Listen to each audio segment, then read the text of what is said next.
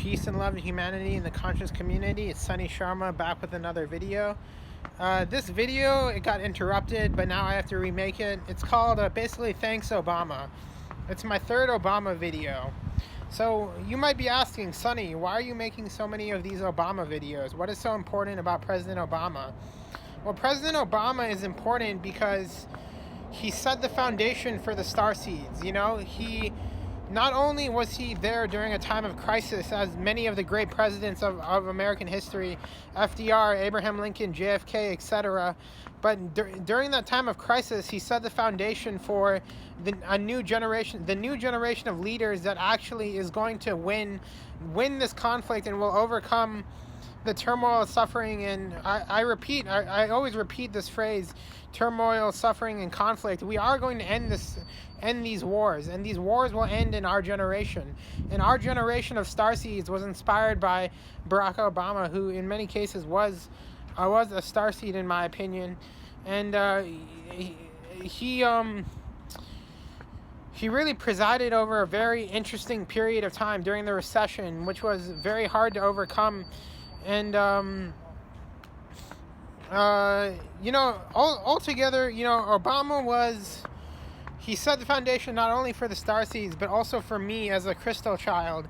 Because in the capacity as I serve as a teacher and as a leader on YouTube, this could not have been possible without Obama. If we go back to his 2004 DNC convention speech, he said, I'm a skinny kid with a funny name, whose dad was from Africa and will still has a place in American society as someone of mixed heritage, and also, funny name, as I mentioned before. And this characterizes me in a very similar manner. I too am someone who has a funny name. I'm come from the Hindu tradition, which is not the Christian tradition, and I am of Indian heritage. So in many regards, what is going to have to happen, let's just put it this way: Obama built trust during the 2008 election.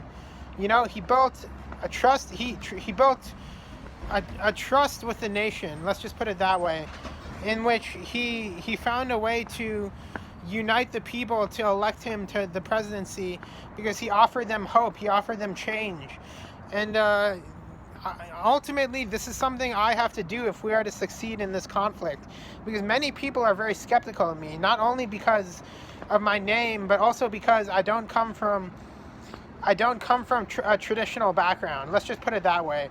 I don't want to comment on this anymore because I have very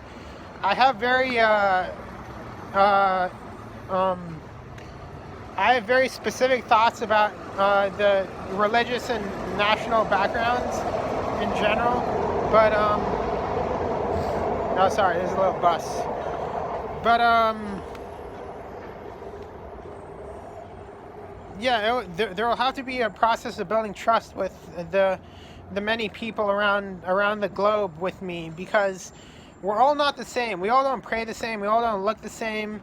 We all don't eat the same, whatever the case may be. You know what I'm talking about. But what Obama did during his 2004 DNC convention, he united the nation under him. They said there is no way that we are not going to vote for this man, because what he did, he gained their trust, and he showed them that we're not as different as we think we are, and that was remarkable what he did during that 2004 DNC convention.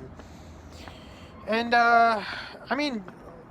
it's just, Obama was one of the greatest speakers in history, one of the most eloquent speakers and writers. His ability to write and speak reminds me of Prime Minister Nehru of India. He has the same capacity for eloquency and genius. And like Prime Minister Nehru, he's someone who is deeply misunderstood, because Nehru was someone who, even to this day, the BJP doesn't understand why he made certain decisions. But once you reach leadership, you start to understand why certain decisions are made. And me, as someone who's, whatever claims I've made about who I am and what I may become, I'm starting to understand that some leadership decisions are complicated, not just for the forces of good, but also for the forces of evil. quote unquote, whatever the perspective is, and everything is a matter of perspective.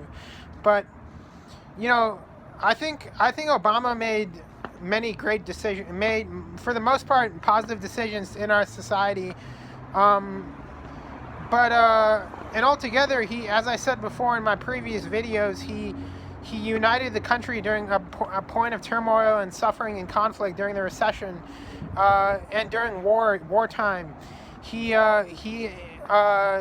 perpetuated the feminine principle through the ways he gave equal pay to women and elected women to higher offices. He altogether navigated a country which altogether was uncomfortable with having a black man as president. Let's just face it. There's a lot of well, I don't want to go there, because I think the more we project positivity into the world, we get it back. So I'm not going to go there and be like, people are misunderstand one another, but ultimately we misunderstand one another, and we learn to hate as we learn to love. That ultimately was said by Nelson Mandela, who was one of Obama's Obama's greatest idols. And kind of as Nelson Mandela was to Obama, Obama is to me, in a similar fashion. Is that all? Yeah, so that's my little my little spiel on Obama. I wish I could make it more clear. But I thank you for listening, and I leave you with peace, love, brotherhood, and justice. Bye.